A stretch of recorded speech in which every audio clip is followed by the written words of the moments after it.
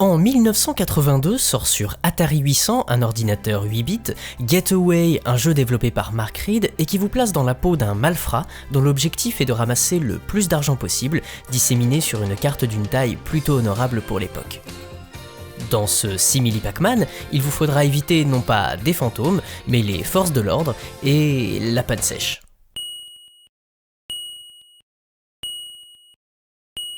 La même année, l'artiste irlandais Chris de Burgh chante The Getaway, extrait de l'album du même nom, qui connaîtra un certain succès, notamment en Allemagne, se hissant à la première place des charts germaniques au cours de sa 17e semaine.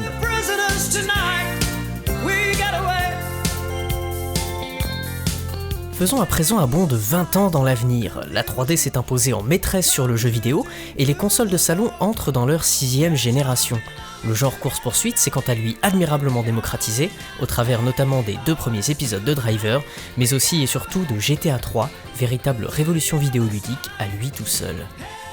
Si bien qu'en ce début de 21e siècle, on parle facilement de GTA-like pour évoquer un jeu d'action-conduite en monde ouvert. C'est donc tout naturellement que Sony propose en 2002 sa vision du genre, avec un titre aux ambitions démesurées et aux moyens pharaoniques.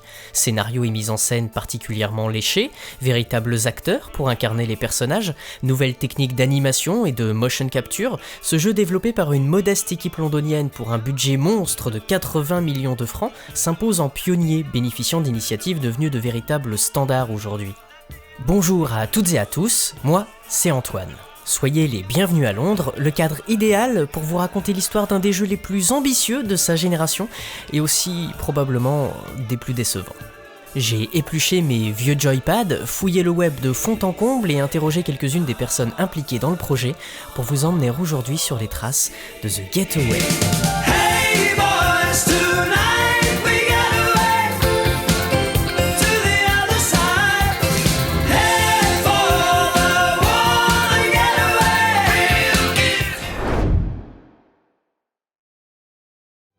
Notre histoire commence en 1994, alors que la première PlayStation s'apprête à débarquer sur le vieux continent.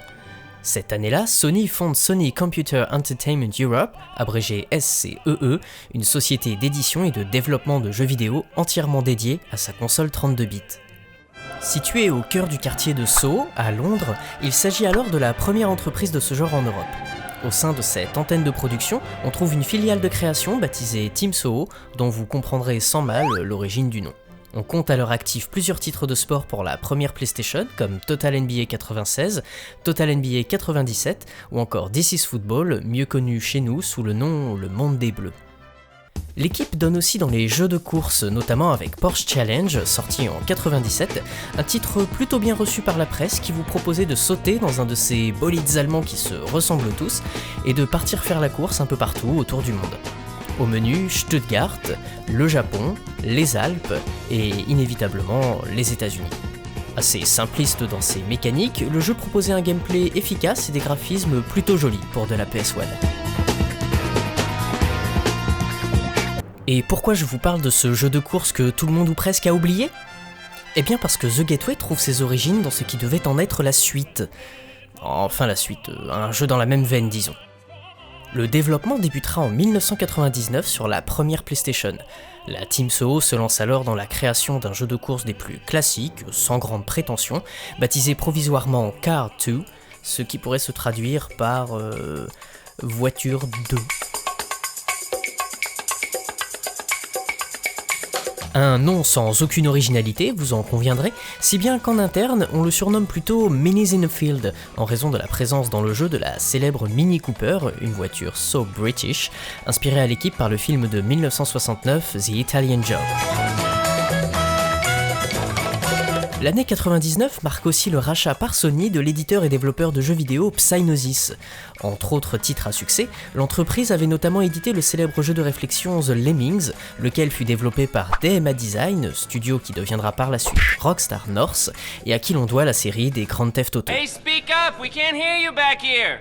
I appreciate your input, but please, fuck off! Alors l'info ne sert pas à grand chose, je sais, mais moi j'aime bien les petites anecdotes inutiles. Suite à ce rachat, les équipes de la SCEE vont subir une restructuration, et la direction du projet Car 2 revient à l'Australien Brendan McNamara, qui va rapidement prendre les choses en main et réorienter le projet vers quelque chose de plus ambitieux et narratif, un jeu de conduite dans l'univers de la pègre. Avec une équipe de 8 personnes, dont un certain Chun Wakong au poste de lead designer, il va bricoler un premier prototype jouable à partir de Car 2, qui trouvera rapidement un nom beaucoup plus motivant pour l'équipe, The Getaway. The Getaway sur PlayStation proposait aux joueurs de choisir entre 5 véhicules différents, dont la Mini Cooper toujours. Après une courte cinématique montrant vos collègues braqueurs entrer dans la voiture, la partie commençait.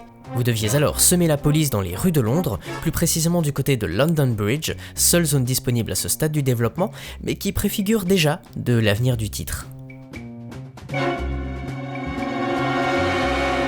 Tout avance bien pour ce petit jeu qui propose dorénavant des phases de gameplay plutôt convaincantes pour la Team Soho. La faisabilité du projet semble de plus en plus assurée quand la nouvelle génération de machines pointe le bout de son nez. En plus de cela, en cette belle année 1999 débarque de nulle part un jeu qui va tout simplement épater la Team Soho et créer un véritable engouement pour le genre course-poursuite. Et non, il ne s'agit pas encore de Grand Theft Auto. Nous avions 3 niveaux jouables sur le jeu PS1. Nous l'aimions tous et le trouvions amusant. Puis on a vu Driver, et nous nous sommes dit que c'était un grand jeu. Ensuite, nous avons reçu le kit de développement PS2 et nous avons procédé à une simple petite expérience. On a dit « Allez, recréons Piccadilly Square ». Nous avons bricolé ça, l'avons regardé et c'était tout simplement incroyable. C'était si fantastique qu'on s'est dit « D'accord, c'est ça qu'on a envie de faire ».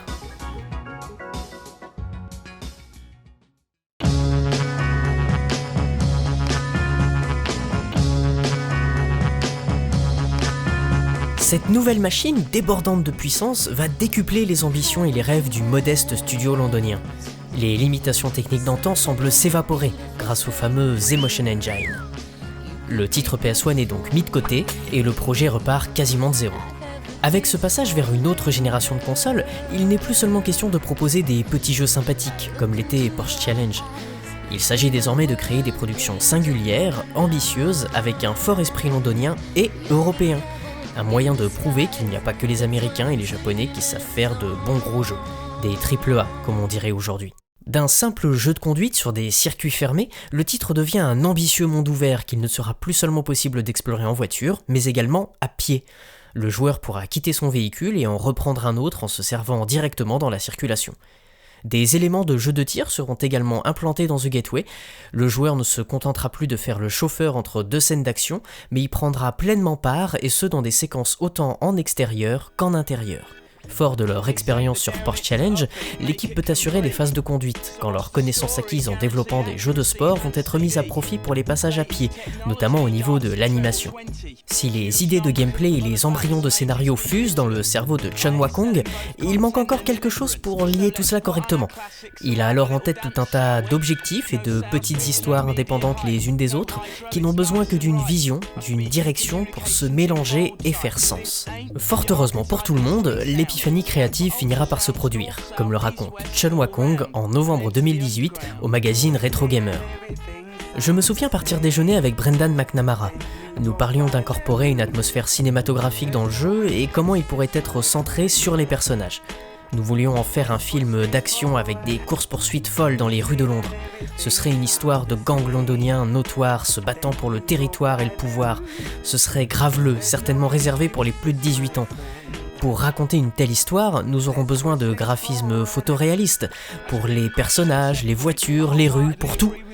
Nous sommes rentrés au bureau, avons mis toutes ces idées sur la table et avons pondu une intrigue qui comprenait tous ces petits scénarios individuels pour en faire un arc narratif unique mais cohérent. Probablement tout aussi intrigué et extrêmement confiant dans le projet, Sony soutiendra la Team Soho dans cette ambitieuse aventure. À tel point que pour la première fois, la petite équipe londonienne est autorisée et encouragée à se mettre en avant, assurant elle-même la promotion et la communication auprès de la presse spécialisée. La firme japonaise et son vice-président Phil Harrison, ce Phil Harrison qui travaille aujourd'hui pour Google, apporte aussi et surtout une lourde contribution financière au jeu et n'impose aucune date limite pour la sortie. Après tout, The Gateway pourrait bien être une formidable vitrine technologique pour la console, ainsi qu'une caution artistique de premier choix, dans la veine de Metal Gear Solid 2 ou Ico. Une preuve de plus que chez Sony, on sait raconter des histoires d'adultes, dignes du 7e art et loin des univers enfantins que propose la concurrence. Le studio londonien ne le sait pas encore, mais The Gateway va pousser l'équipe à s'agrandir et à réaliser de nombreuses premières dans le monde du jeu vidéo. D'une dizaine de personnes à l'origine du projet, le staff va s'enrichir de nombreux talents pour compter au cours des 2 dernières années de développement une 50aine d'employés permanents, devenant à l'époque la plus grosse équipe de création de jeux vidéo en Europe. En septembre 99, peu avant que le projet ne bascule sur PS2, Sam Coates est engagé en tant que chef de la division infographie. Cet infographiste qui avait déjà bossé sur Porsche Challenge a comme atout d'avoir étudié l'architecture, ce qui pourrait se montrer utile pour la modélisation de la map. Un certain Gavin Moore aura quant à lui pour lourde tâche d'animer les personnages de The Gateway. Mais ce n'est pas tout, du personnel non issu du jeu vidéo va être recruté pour occuper des postes peu conventionnels dans le milieu au début du siècle, notamment une costumière, une scénariste en la personne de Cathy Elwood qui viendra prêter main forte à McNamara pour l'écriture du script, mais aussi un directeur artistique du nom de Simon Wood, directement issu du cinéma et qui a œuvré en tant qu'artiste assistant sur des films comme La Menace Fantôme ou Demain ne meurt jamais.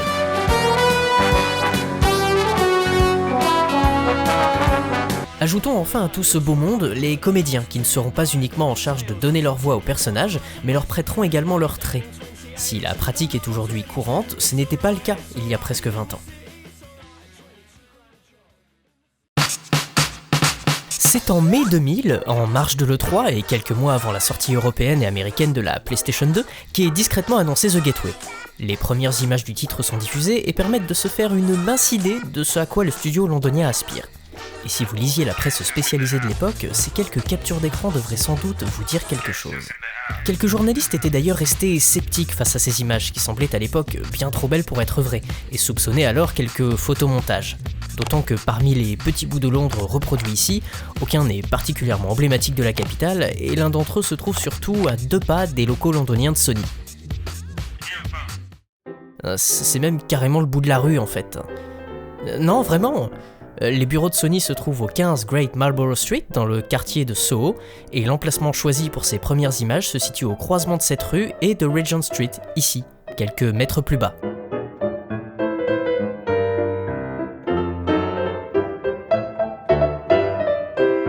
Les plus cyniques allaient même jusqu'à imaginer que cette annonce n'était que de l'esbrouf et était avant tout une réponse de Sony au Metropolis Street Racer de Sega, prévu pour la Dreamcast, un titre qui reproduisait lui aussi les rues de la capitale britannique avec une grande fidélité.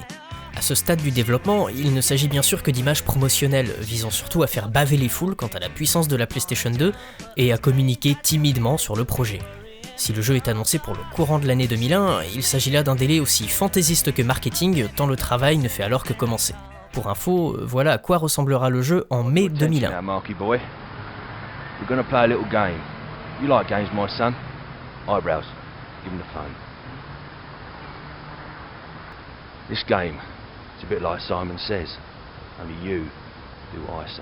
Ah, on est loin du rendu final. Après étude d'un cahier des charges rigoureux pour The Gateway, la Team Soho s'accorde pour modéliser les éléments tridimensionnels de son jeu sur le logiciel Maya, de la société Alias Wavefront, un programme utilisé dans le milieu du jeu vidéo bien sûr, mais aussi du cinéma pour les effets spéciaux numériques. Ce choix se justifie en partie par la possibilité d'ajouter au programme de nombreuses extensions maison. De plus, Maya est aussi réputé pour ses qualités au niveau de l'animation, ayant notamment servi sur des productions Pixar, ce qui ne sera pas de trop, au vu des objectifs du studio. En revanche, contrairement à ce qu'on peut lire ça et là sur les internets, The Gateway ne tourne pas sur le moteur Kinetica. La Team Soho a dû développer son propre outil maison pour le jeu. Les spécificités de ce dernier, comme le monde ouvert ou la possibilité de rentrer dans les bâtiments sans aucun temps de chargement, ne permettaient pas d'utiliser un moteur déjà existant. Pour construire sa capitale virtuelle, la Team Soho va commencer par attribuer à chacun des 4 gangs du jeu un quartier de Londres. Ceci permettra de leur donner une identité propre en fonction de leur localisation. En plus de ces lieux stratégiques, il convient également de ne pas oublier d'implémenter les monuments les plus emblématiques. Rapidement, la carte prend de l'ampleur et les kilomètres de rues londoniennes à reproduire s'amoncellent.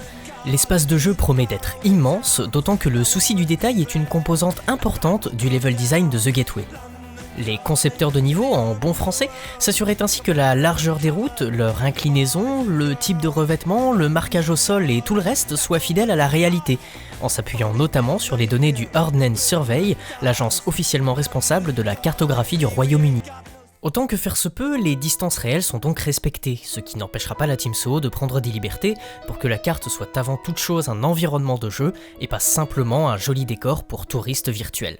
C'est au total 110 km de route qui seront reproduits, répartis sur une surface de 50 km², soit 5000 hectares. Le soin apporté au réseau routier s'accompagne d'une même attention quant à la reproduction des bâtiments, tant dans leur architecture que dans leur aspect le plus mercantile. Pour économiser des ressources, nous sommes sur PS2, il est toutefois décidé de ne pas modéliser ou représenter les détails architecturaux d'une taille inférieure à 25 cm.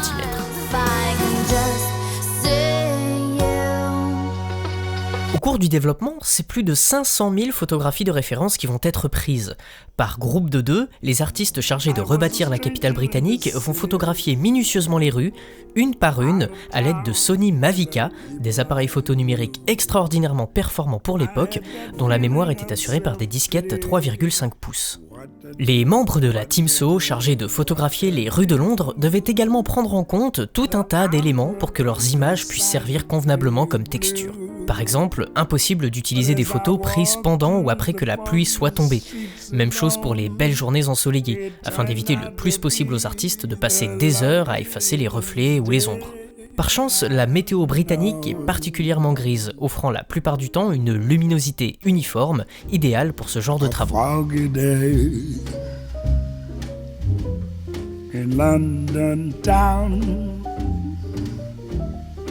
Les photographes recevaient également quelques consignes importantes.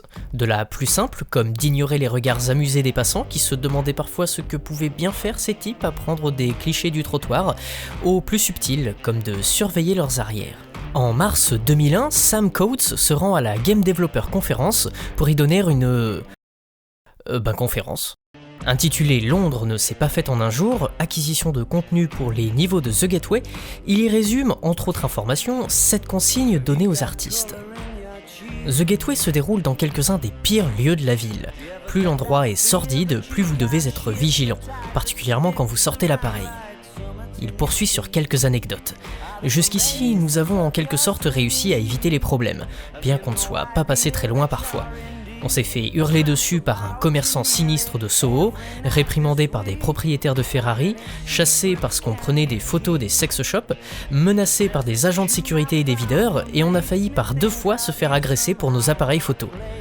Sans oublier de mentionner cette fois où un jeune stagiaire est sorti tout seul pour prendre des photos et a rencontré une tenancière de Soho qui lui a proposé d'acheter son appareil en échange de 3 filles. Il me semble que son offre était une blanche, une noire et une chinoise. Et elles sont toutes clean. Bienvenue dans The Gateway.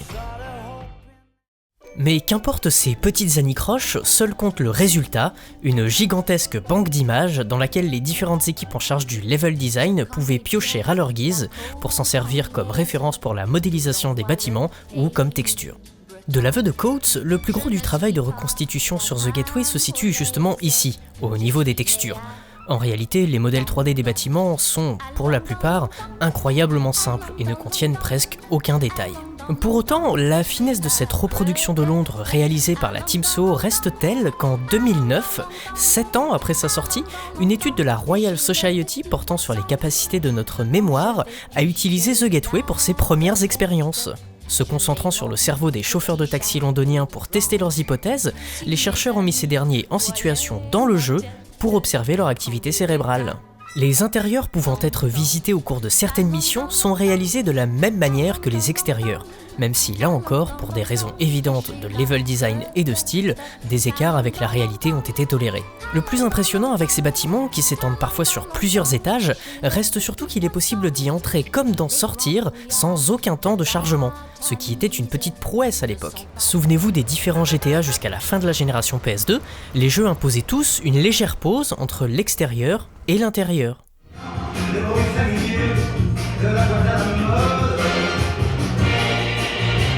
Mais il ne faut pourtant pas réduire l'environnement de The Gateway à de simples textures collées sur des modèles 3D basiques. Les infographistes qui travaillent sur le projet doivent voir plus loin que cela. L'objectif n'est pas seulement d'obtenir un résultat photoréaliste, la capitale du Royaume-Uni se doit d'être un personnage à part entière, et pour ça, il faut lui insuffler une âme. Au niveau artistique, l'équipe souhaite donner une image de Londres très proche de celle proposée dans le film Arnaque, Crime et Botanique, un long métrage de Guy Ritchie sorti en 1998 et qui avait quelques années plus tôt remis les gangsters londoniens au goût du jour. Bon, dans un tout autre registre. Les petites anecdotes sur les liens entre le film et le jeu sont trop nombreuses pour que je m'étende dessus ici, mais pour n'en citer qu'une, la Team Soho l'a tellement aimé qu'elle a placé le repère de Charlie Jolson exactement à côté de l'endroit où habitent les héros d'Arnaque, Crime et Botanique. Mais ce n'est pas tout d'avoir un beau décor comme celui-là, il faut aussi avoir une histoire à y raconter, et des personnages pour la faire vivre, qui se devront d'ailleurs d'être graphiquement tout aussi réussis. Et ça ne sera pas une mince affaire pour la Team Soho. Vous incarnez Mark, un braqueur de banque repenti. Son fils a toutefois été enlevé par un caïd et Mark retombe du mauvais côté de la barrière, essayant de récupérer son gamin à tout prix. Peut-on déjà lire dans les pages de Joypad en juin 2000, alors que les premières images du projet sont divulguées à la presse. Preuve que les grandes lignes du scénario de The Gateway sont déjà bien tracées en ce début de siècle, 2 ans avant sa sortie. S'il n'est pas encore fait mention du second personnage jouable, la décision de proposer 2 protagonistes différents au cours de l'aventure fut pourtant prise assez tôt dans le développement. Mais on y revient dans 2 minutes. En dehors de la finesse du décor, ce qui frappe sur ces premières images, c'est aussi la présence au premier plan de cette magnifique Audi TT, superbement modélisée et au logo clairement visible. C'était en effet une des particularités de The Gateway, que le jeu conserve encore aujourd'hui d'ailleurs. Son parc automobile est composé de 65 véhicules, quasi exclusivement sous licence officielle.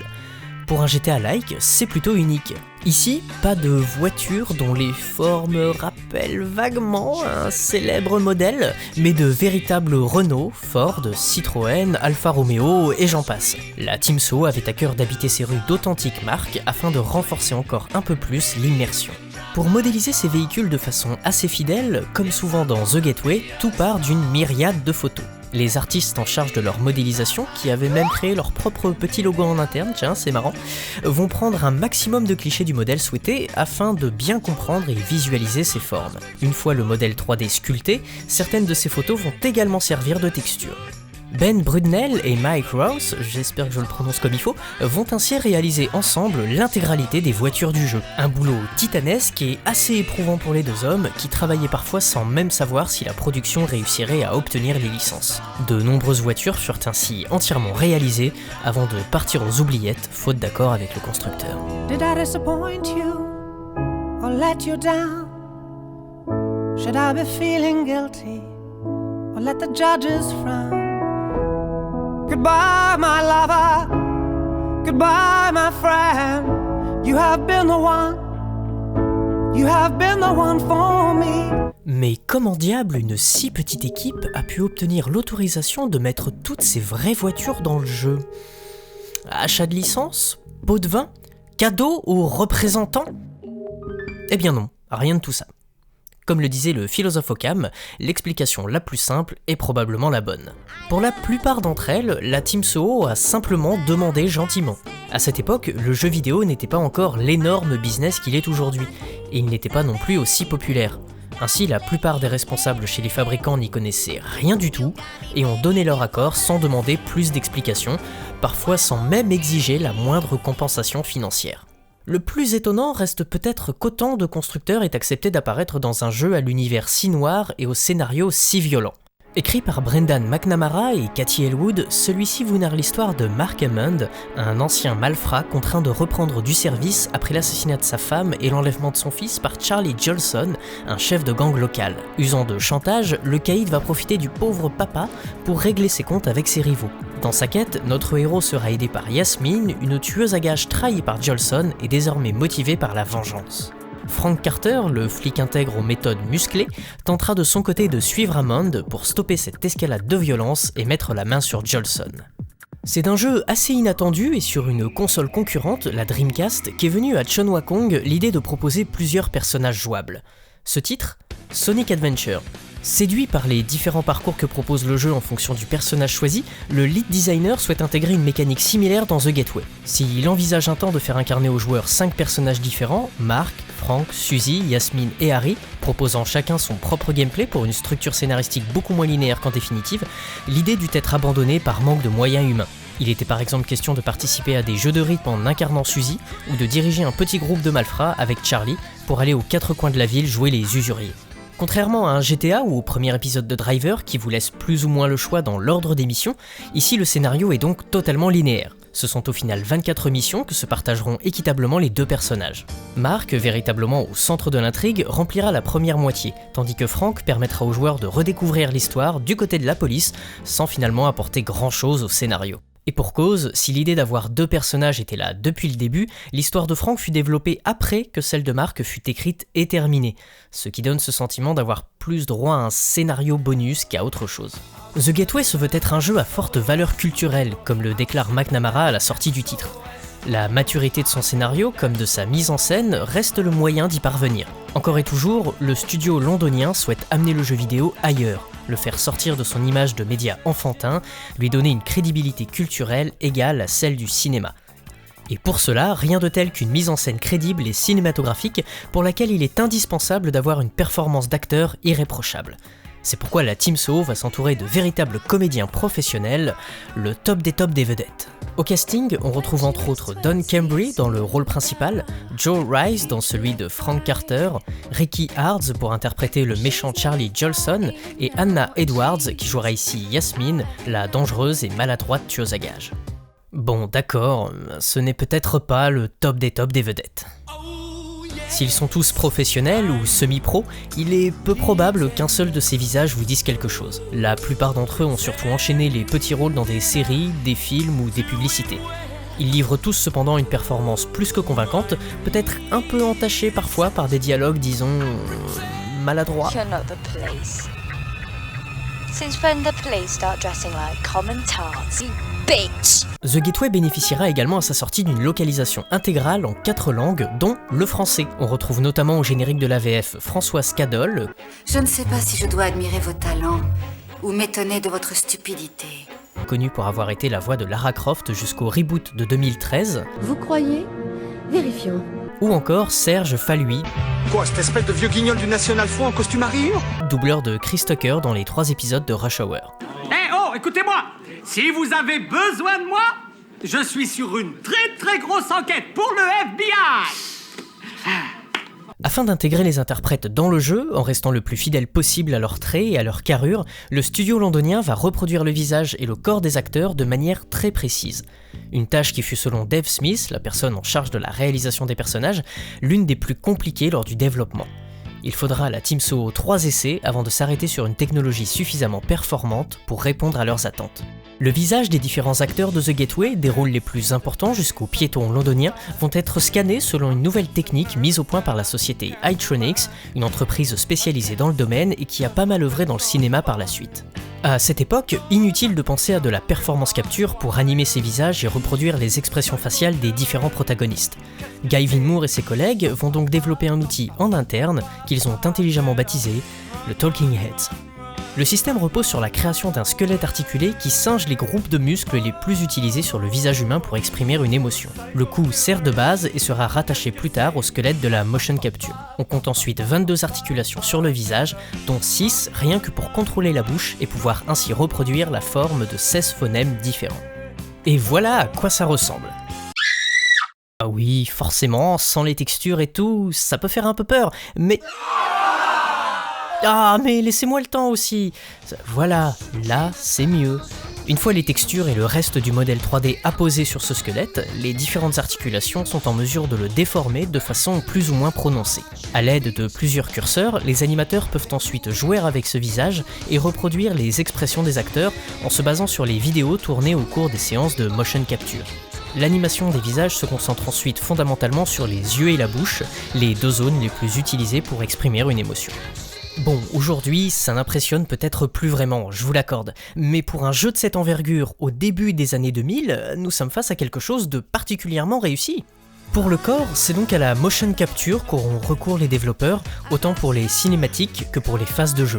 Un procédé qui commence à faire son entrée dans le monde du jeu vidéo en ce début de nouveau millénaire. Mais comme la Team Soho a décidément des aspirations qui crèvent le plafond, là aussi elle ne se contentera pas d'utiliser ce qui fonctionne déjà. The Gateway exploite une technologie encore jamais utilisée pour un jeu vidéo, selon McNamara, permettant de capter les mouvements de 5 comédiens simultanément. De plus, au lieu d'utiliser la méthode dite optique, les développeurs favorisent un système magnétique, plus précis et moins encombrant. Chaque acteur porte une combinaison comprenant 11 capteurs, accompagnés en plus de gants permettant d'enregistrer dans le même temps les mouvements de leurs mains et de leurs doigts. Outre le tournage des séquences de motion capture s'étant effectué sur une durée de 6 semaines, la Team Soho va également réaliser plusieurs scènes du jeu en décor réel, avec costumes, accessoires et tutti quanti. Des séquences qui serviront pour la promotion du jeu, notamment dans des spots publicitaires diffusés dans les salles de cinéma, afin de séduire les aficionados du 7e art et de brouiller encore un peu plus la frontière entre jeux vidéo et film. I know where your kid is. I can even get to him. I know the layout and the security. All of it. Un très fort côté cinématographique qui a apporté à The Gateway le meilleur, comme le pire. Après 4 années de travail acharné, plus de 15 millions d'euros dépensés et même quelques rumeurs d'annulation, il est enfin là. Envers et contre tous, comme en témoigne ce message laissé à la fin du générique, la Team Soho est parvenue au bout de ses rêves, où la raison s'achève. The Gateway débarque sur le sol européen en décembre 2002 et devient le premier jeu PS2 à recevoir la pastille rouge interdit aux moins de 18 ans pour sa violence autant physique que verbale. Le jeu arrivera le mois suivant aux États-Unis et presque un an plus tard au Japon, en dépit des espoirs du studio de proposer une sortie mondiale. Et si The Gateway trouve sans mal son public, se vendant au total à plus de 3 millions d'exemplaires, la presse spécialisée est quant à elle beaucoup plus dubitative. Si quelques canards attribuent malgré tout de très bonnes notes, dans l'ensemble, le jeu est moyennement bien accueilli. Pour ne rien arranger, The Gateway sort un mois après le phénomène GTA Vice City et souffre forcément beaucoup de la comparaison. Le titre devait originellement sortir quasiment en même temps que ce dernier, dans une confrontation directe avec le mastodonte de Rockstar, mais dut être repoussé de quelques semaines pour pouvoir y effacer la présence de certains logos de grandes marques susceptibles d'attirer des ennuis à Sony. Les qualités techniques du titre restent unanimement saluées, et à juste titre. Londres est resplendissante, la Team Soho a clairement réussi à obtenir ce fameux rendu photoréaliste tant désiré. La modélisation des voitures est impeccable, tout comme celle des personnages. Si la motion capture fait des merveilles pendant les cinématiques, on regrettera peut-être des animations inégales en jeu. Des fois ça fonctionne très bien, et puis d'autres fois...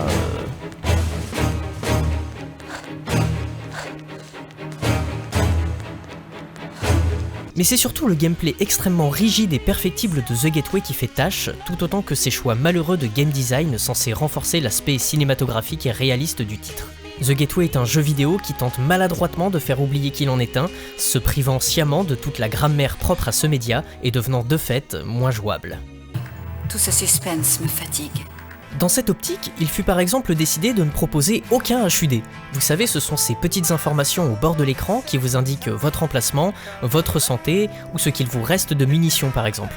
Et bien ici, rien de tout ça. Cela se traduit notamment par l'absence totale de radar pendant les phases de conduite, ce qui rend beaucoup de passages extrêmement frustrants, en plus de ne rien apporter de vraiment intéressant en termes de mise en scène. Impossible de savoir précisément où on se trouve et où on doit aller. Pour s'orienter, les seules indications disponibles sont celles fournies par les clignotants de votre voiture, qui ne sont malheureusement pas vraiment précis. Et ce parce qu'ils ne vous indiquent pas où et quand tourner, comme le ferait avec précision un GPS, mais vous montrent vaguement dans quelle direction se situe votre objectif. Pour vous donner une idée plus claire, ces clignotants fonctionnent un peu comme la flèche d'un Crazy Taxi, sauf qu'ici il n'y a que 2 directions sur un axe parfaitement horizontal. Pas très clair tout ça. Pour ce qui est de la physique, là encore, bof.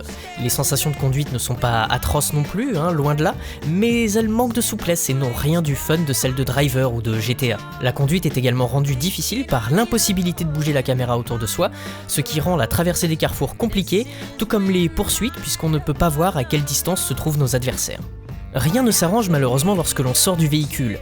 La visée est assez calamiteuse, notamment parce que là aussi, pour faire plus film, on doit faire sans réticule.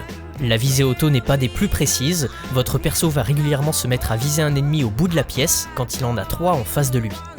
Le système de santé, s'il part d'une idée originale, occasionne lui aussi quelques crises de nerfs.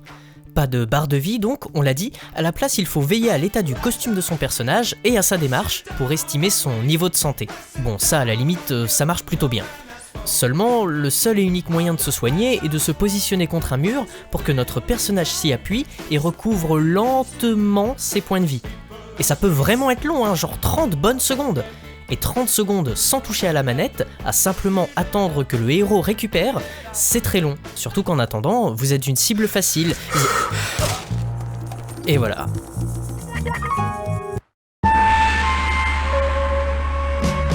D'après Mike Rouse, l'un des deux artistes en charge de la modélisation des véhicules, souvenez-vous, la majorité de l'équipe détestait ce système et aurait préféré avoir quelque chose de plus classique reposant sur l'utilisation de medikits. Mais McNamara y tenait particulièrement, jugeant que c'était là la seule mécanique compatible avec l'absence de HUD. Pour finir, la possibilité de jouer deux personnages au cours de l'aventure n'apporte fondamentalement pas grand chose en termes de gameplay.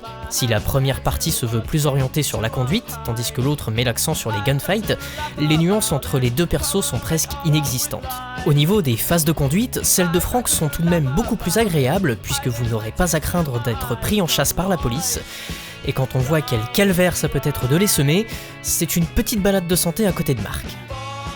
En dépit de ses défauts et des avis plus que partagés de la presse, une suite sera rapidement mise en chantier. Si McNamara évoque dès la sortie du premier un futur add-on suivi d'un véritable nouvel épisode sous forme de préquel, il s'agira finalement d'un unique jeu dont les événements se déroulent 2 ans après ceux de The Gateway. The Gateway Black Monday sort en 2004 et reçoit un accueil encore plus froid que le premier épisode, bien qu'il corrige comme il peut certains défauts de son prédécesseur. Par exemple, il est enfin possible de regarder autour de soi en bagnole. Bon, ça fait grave chuter le framerate, donc on évite, mais c'est là et c'est tout de même plus agréable pour admirer le décor ou la modélisation des voitures qui s'est encore améliorée.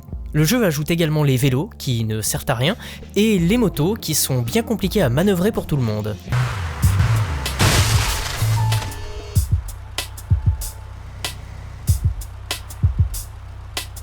Le système de santé a été légèrement amélioré avec cette fois la présence de medikits, comme le souhaitait une partie de la Team Soho dès le départ.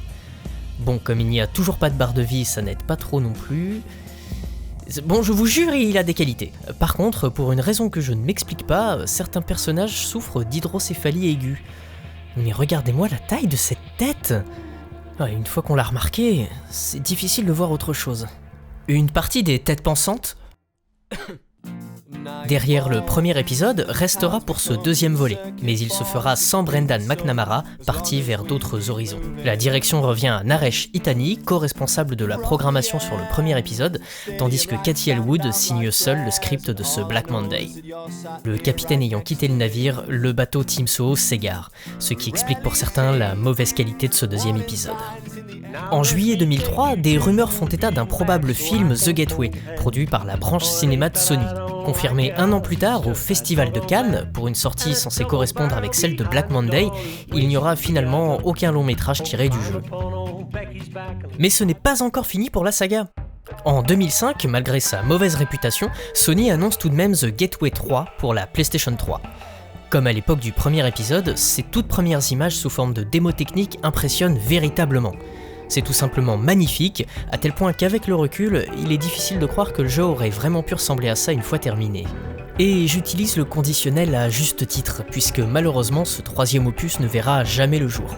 Le développement sera annulé en 2008 au profit d'autres titres comme iPet, un simulateur d'animal chelou conçu pour exploiter les PlayStation Move et concurrencer la Wii de Nintendo, qui à la fin des années 2000 se vend comme des petits pains. Suivra malgré tout en 2006 un spin-off sur PSP baptisé Gang of London, qui passera relativement inaperçu, développé par London Studio, nouveau nom donné à la Team Soho. Cette nouvelle équipe sera notamment en charge par la suite des différents SingStar, de jeux pour la iToy ainsi que pour les PS Move on l'a dit, et plus récemment de la compilation d'expériences VR Worlds et surtout de Blood and Truth, leur retour à des projets plus ambitieux, artistiquement parlant. Rentré dans son Australie natale, McNamara quant à lui fondera en 2004 un nouveau studio de développement avec quelques anciens collaborateurs de la Team Soho. Baptisé Team Bundy, on ne doit à cette équipe qu'un seul et unique jeu. et les Noirs, sorti en 2011 et édité par Rockstar Games. McNamara embrasse la concurrence d'antan pour un titre lui aussi très impressionnant graphiquement et qui perfectionne des techniques expérimentées par le réalisateur quelques années auparavant sur The Gateway. Et pour la petite anecdote, on retrouve au casting d'une des enquêtes Don Cambry, l'acteur incarnant Mark Hammond, et qui joue ici Albert Hammond, dans la deuxième affaire du 4e chapitre. Malheureusement, n'attendez pas de nouvelles de ce studio. Accusé d'avoir omis les noms de certains collaborateurs au générique de son jeu et possiblement placé en redressement judiciaire depuis 2011, la Team Bundy risque malheureusement de ne plus faire parler d'elle avant un bon moment. The Gateway, quant à lui, est doucement tombé dans l'oubli.